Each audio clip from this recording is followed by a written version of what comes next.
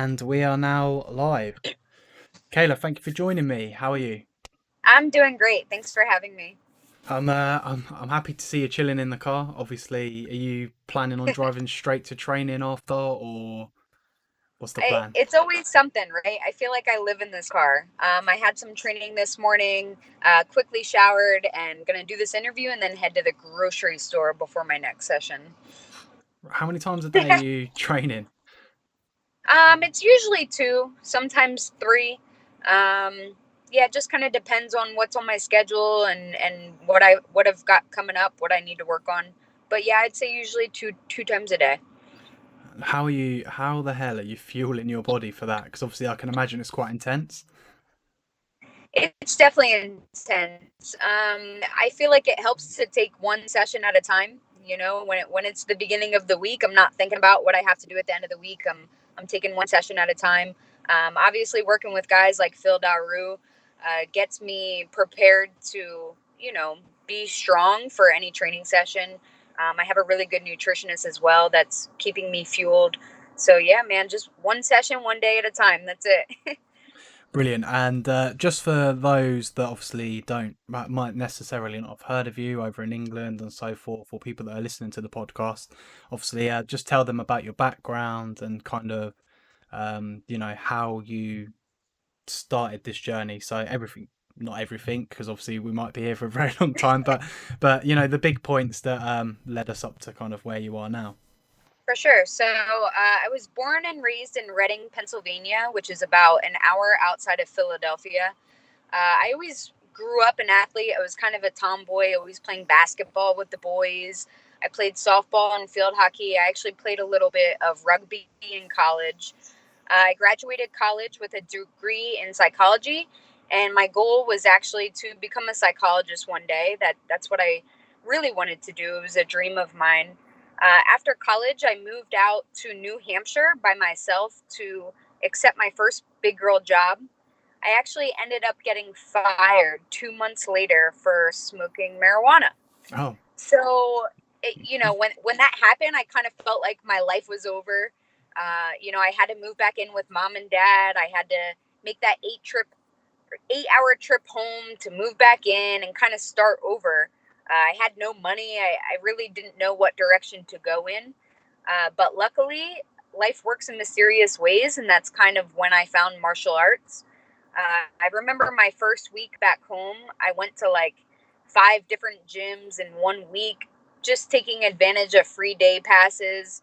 And the last gym I walked into was a boxing gym. And it changed my life. I know a lot of fighters say that, but it's true. It changed my life. It changed my goals, the direction I wanted my life to go in. It changed my mindset slowly but surely.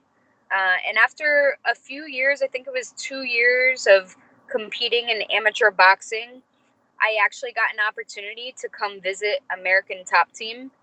It's kind of funny how it happened too. Um, a friend and trainer of mine posted a video of me hitting pads, and the right person happened to come across this video. It was Dean Thomas, who is considered one of the best MMA minds in the world. And at the time, he was a head coach at American Top Team. He hmm. came across this video, and I was like, man, this is my opportunity. Like, I could really do something with this. So, even though I never considered doing MMA or really didn't even know if I wanted to do MMA, I figured it was worth a try. So I basically sold myself to Dean as a fighter and said, I just want to reach my highest potential. I'm willing to do whatever it takes. He was like, all right, well, when do you want to come visit ATT? It's like, what? I'll be there in 2 weeks. So, man, I put my life on hold. I took the little bit of money I had left and I flew down to ATT. I'll never forget, man. It was a very surreal experience. The listeners have to keep in mind that I was just an amateur boxer. I never threw a kick in my life. I've never been kicked. I never shot. I didn't even know what jujitsu was.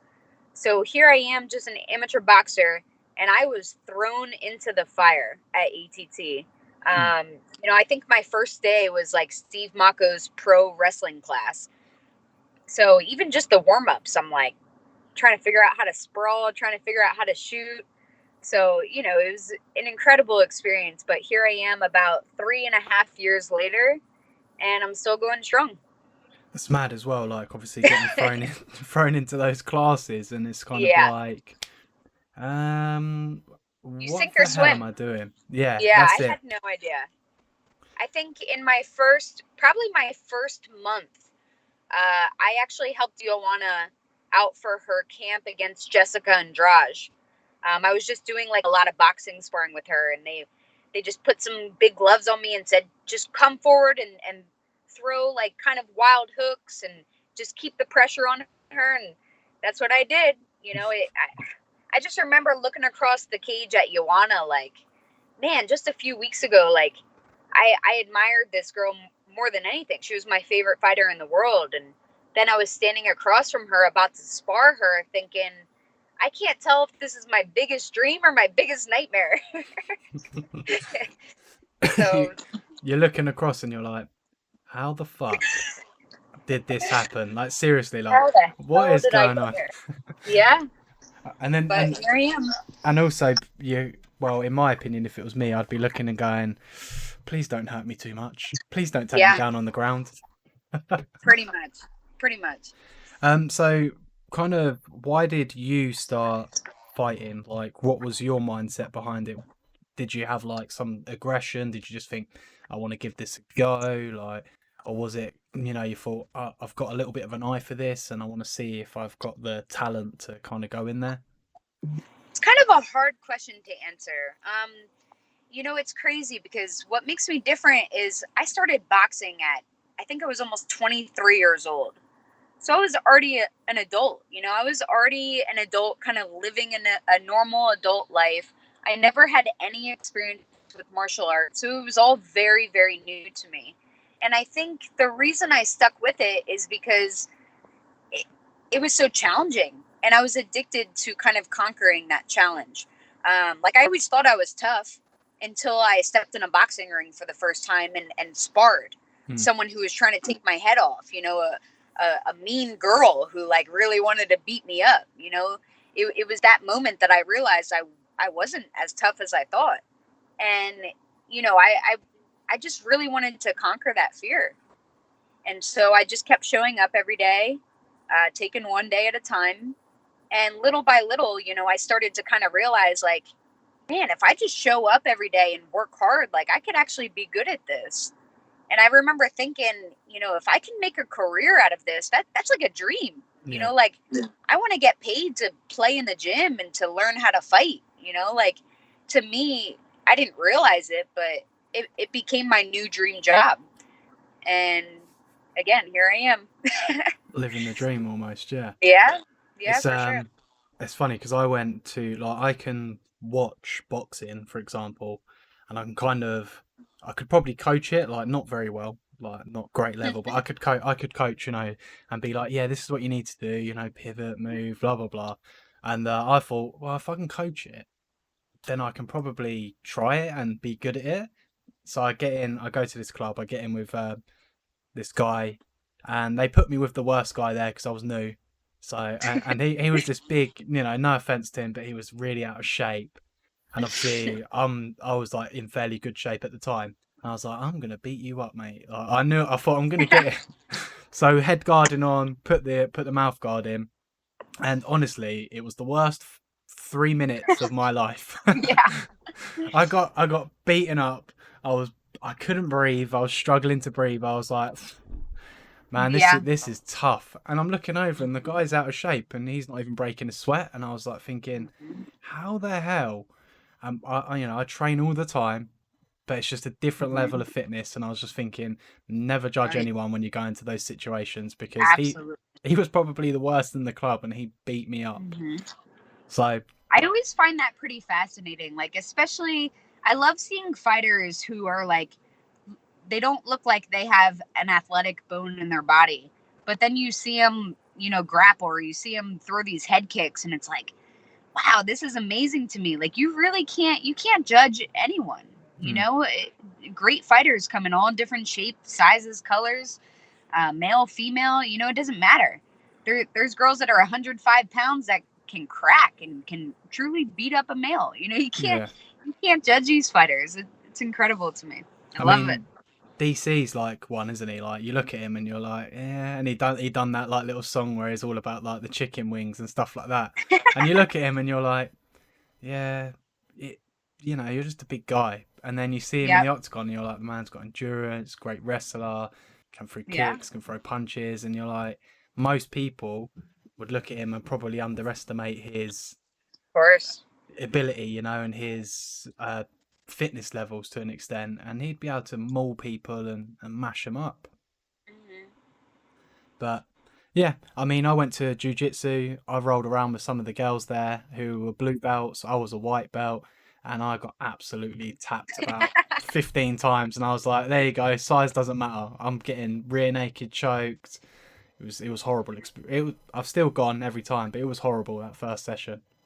That's huge though. Like being able to get through that very, very humbling experience and still show up that's what makes a fighter. Mm.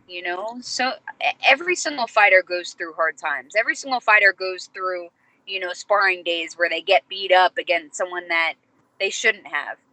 But being able to show up the next day with a good attitude and learning from it, that's what makes us better. So I love that about fighting. I love that it keeps you humble and it keeps you, like if you really want to excel at it, you have to have humility. You have to have the right mindset and attitude when you come in to train. So I love that about it. Yeah, no, that's it. I'm 100% with you on that. Especially for even myself with jujitsu. Like, obviously, amount of times when I first started, I was getting subbed and tapped. It's just like, Yeah. and then you just keep going and keep going, and then you get a bit better. And then basically, I got a bit better, but then I started getting tapped even more. And it was basically Yeah. because everyone else above me was like, "Oh, okay, you've got an okay now, so now we can Right. go that extra 5% with you." And I was like, Exactly. I feel like I've gotten worse, but it's not. It's because they know you've gotten better, so they're just going to put more Yep. pressure on you. That's Oh the journey, man. That is the journey. It never really gets easier, I don't think. no, but it's good, all right. That's what Yeah. keeps the passion and the spark alive. I think to try and Exactly. achieve to better yourself, and kind of hope that experience is going to get easier one day. Exactly. Or be worth it. So what do you do for fight preparation, like for yourself, in the sense of your camps leading up to fighting and competing? I will be honest, my schedule doesn't really change. I feel like since I started MMA so late, I feel like I kind of have catching up to do. So I'm pretty much always training like I'm getting ready for the biggest fight of my life. Obviously, when I do have a fight, like some little things change to kind of help with the weight cut or help with specific style of my opponent, but not much changes, man. I keep the same schedule pretty much and just grinding. It's just a Mm. different kind of grind, different mentality going into a fight camp.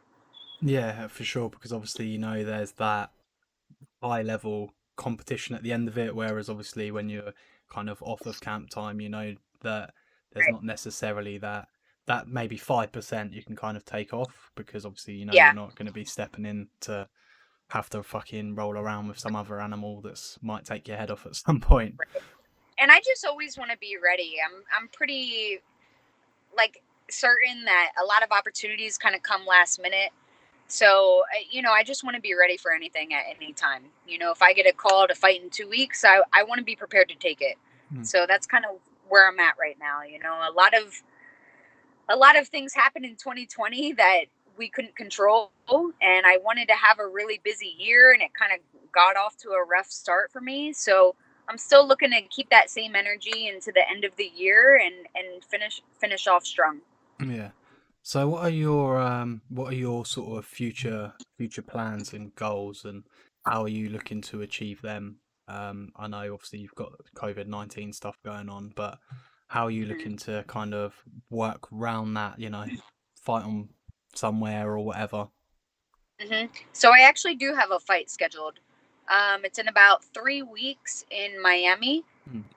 So, I heard that the virus is actually getting a lot worse in Florida. So hopefully, everything kind of stays smooth.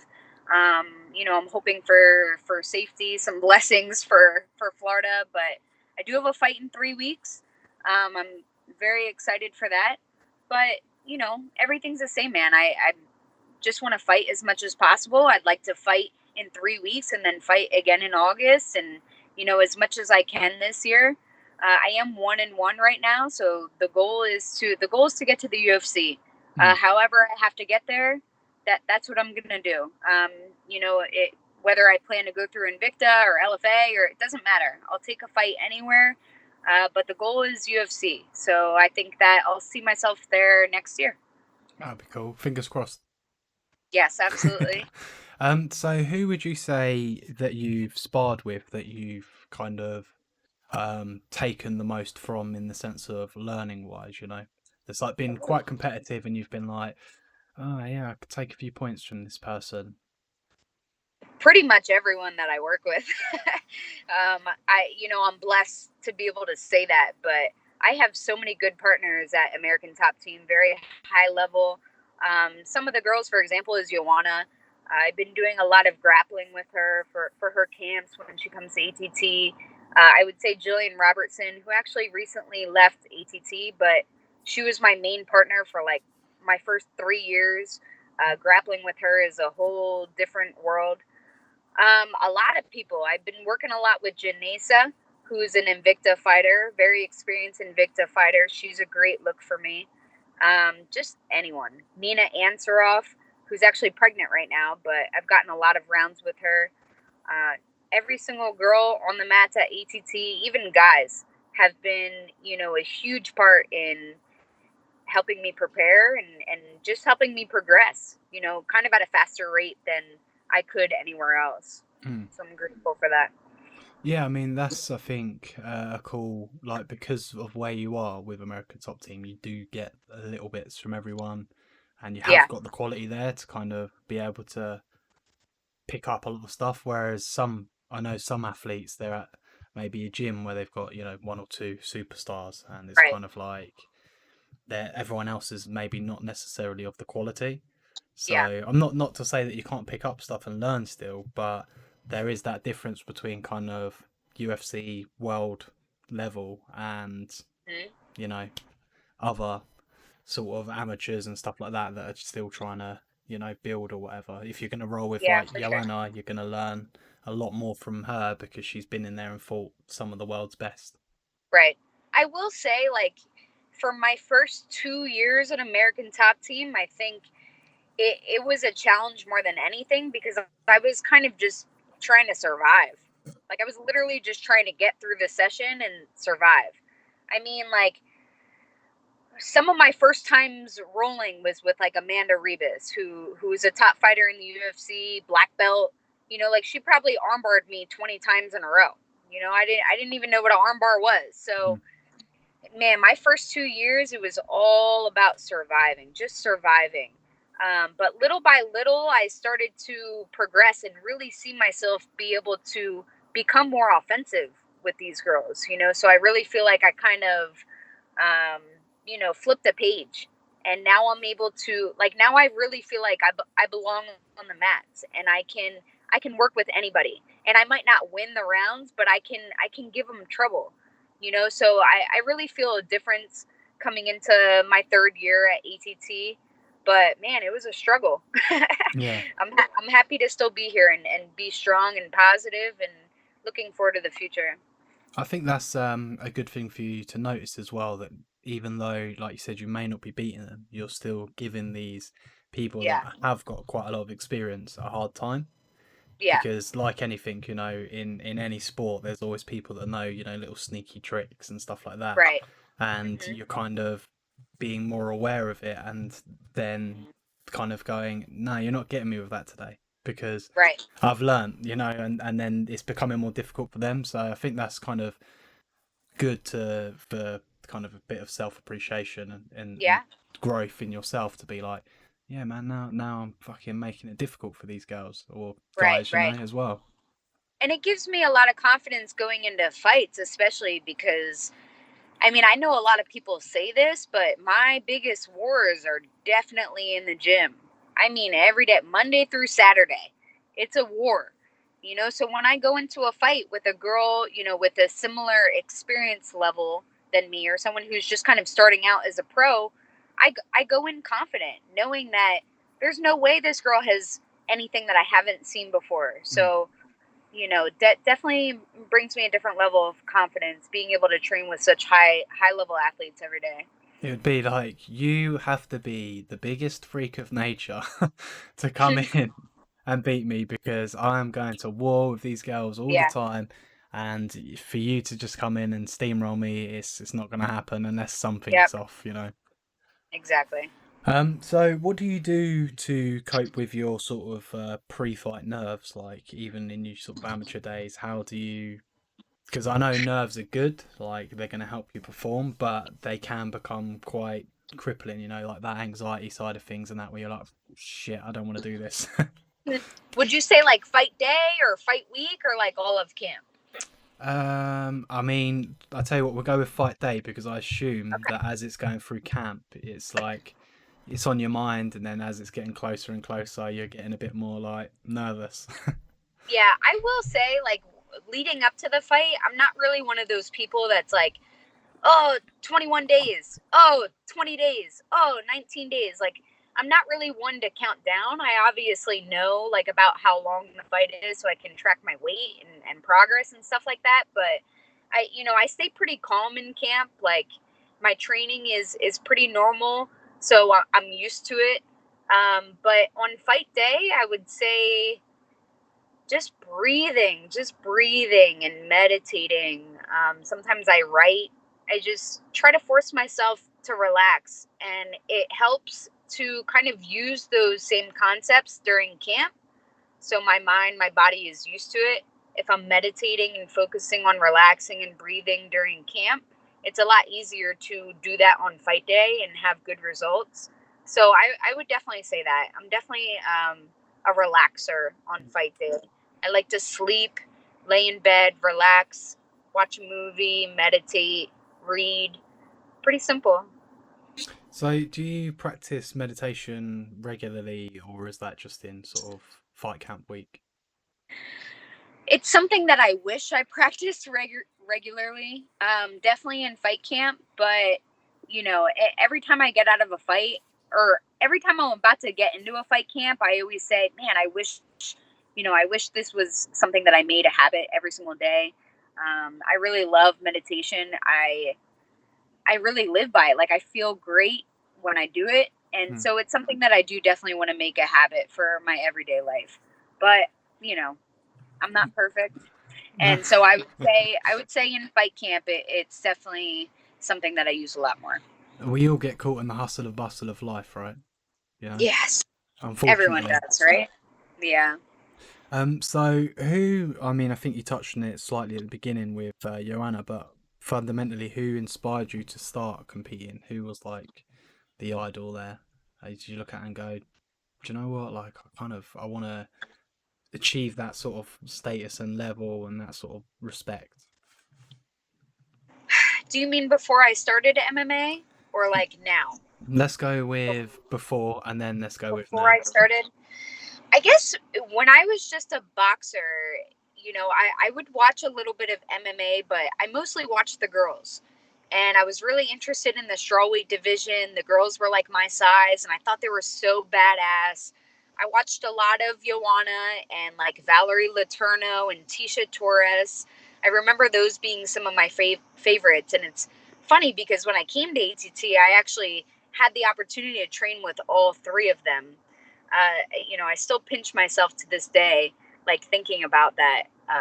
Life really works in mysterious ways. But when I think about now, man, I'm just surrounded with so many great role models in the sport.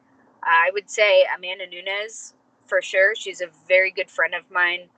She has an amazing mindset and obviously has accomplished what every fighter dreams to accomplish. Um, Fighters like obviously Joanna, Dustin. I love Dustin's mindset. I love his, I don't know. He just has like a fighter attitude, Yeah. and you can see it every day. You can see when he trains that he has a very high passion for the sport, and I feel like I kind of have that same mentality when I train. Like I just love being there. I love the grind. So that's something that I really like in Dustin.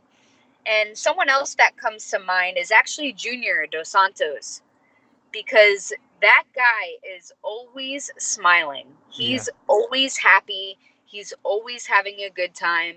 And I think it's a great reminder to enjoy the journey, to have fun doing it, not put so much pressure on yourself.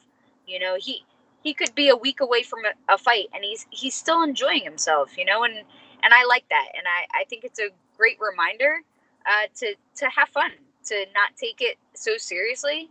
Obviously we all have huge goals in this sport, and I do take my craft very seriously, but I want to be sure that I'm having fun while I'm doing it.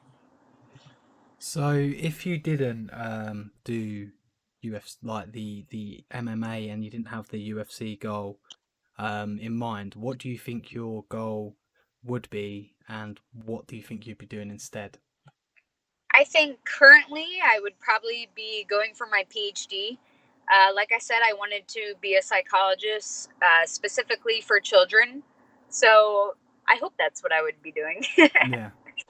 Do you ever think that maybe you'll get that later on in life when this kind of all stops and slows down? I hope so. I've always said that as soon as I am in a position to, live off fighting and not have to work or really worry about money, I would like to go back and get my master's. It's hard to kind of plan when you're a fighter, because you sort of have to put all of your eggs in one basket. You don't have much time, energy, resources to plan other parts of your life. But it's definitely something that's always on my mind right now. My focus is on fighting. You never really know where fighting can take you. You never really know the kind of people that you're going to meet or the opportunities that can come from it. So, it's definitely a goal of mine to become a psychologist, to open my own practice one day. I hope that it happens because I know that I'll really enjoy doing it. But we'll see, one day at a time.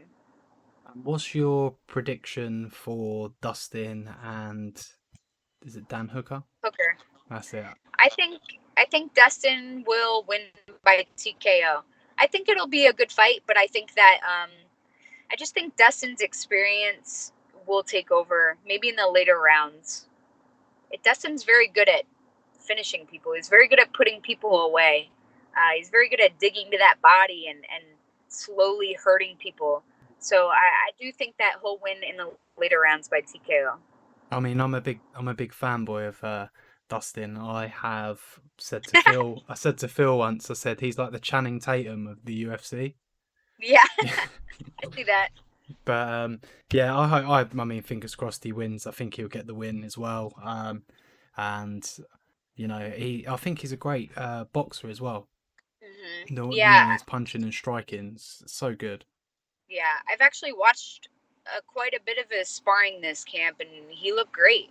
Having fun as well. So I think that we'll see the best Dustin in the cage this weekend. I'm looking forward to it. And then I just wanted to touch on another thing as well with what do you know what happened with Colby Covington at American Top Team? Because I don't know Um, much. I've only read a few bits. Obviously, I know if you don't want to say, that's fine. I'm just curious. yeah, I don't really know. The only thing that I know is I don't see him at the gym anymore. That's all I really know. Hey, it happens, I've doesn't got it? no opinion on that. Yeah. No, that's fair enough. But it's been a brilliant chatting to you. I really appreciate your time. And it's hopefully been cool for you. I don't know. Yes, absolutely. Thank you so much for having me. And I'll get all of the links put up and send them over to you. The floor's yours. 2 minutes of your time where people can find you, check you out, contact you, etc., etc. All right, guys. I don't think I said this, but my name is Kayla Hracho, aka KayRock. You guys can follow me on Instagram and Twitter at KayRock MMA. It's KayRock. I will be fighting July 18th in Miami for Global Legion. So make sure you guys check that out and follow my journey. I don't know what's going to happen, but it won't be boring. I'm sure it'll be fun, and I'm sure you'll achieve what you need to achieve, which would be great. Thank Um, you so much. I'll chat with you for a couple of minutes off recording, anyways. But yeah, thank you for coming on. Really appreciate your time. Thank